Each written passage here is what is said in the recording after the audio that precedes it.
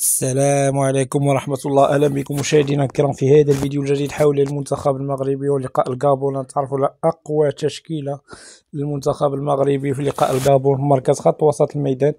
لقاء قوي صراحة أمام منتخب الغابون. نتعرفوا على أقوى تشكيلة للمنتخب المغربي بطبيعة الحال في مركز خط وسط الميدان للمنتخب الوطني المغربي. لقاء حارق، لقاء كبير صراحة بين العناصر المغربية والعناصر الغابونية، من اللقاءات القوية صراحة بدون جدال أو نقاش. نتعرفوا على أقوى تشكيلة في مركز خط وسط الميدان. بداو بوشواري لاعب نادي سانت إتيان الفرنسي حقه الصعود من الدرجة الأولى، شيء رائع، شيء جيد صراحة. نادي سانت إتيان شي حاجة جميلة أنهم يطلعوا الدرجة الأولى من الدوري الفرنسي، شي حاجة اللي هي جميلة. نمشيو عند ريشارلسون لاعب فيورنتينا الإيطالي الآن، صراحة انتقال جد جيد.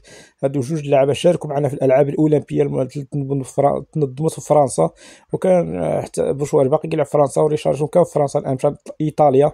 غنمشيو على اللاعب رقم 3 مركز خط وسط الميدان، براهيم دياز لاعب نادي الريال مدريد، من العناصر الجيدة، وكان قريب حتى هو يشارك معنا في الألعاب الأولمبية، ولكن للاسف تحرم الالعاب الاولمبيه لان حرمته الريال مدريد، ما بغاتش انه يشارك. هادشي اللي كاين. شكرا مشاهدينا الكرام على التتبع ديالكم لهذا الفيديو، الى اللقاء ولا فيديو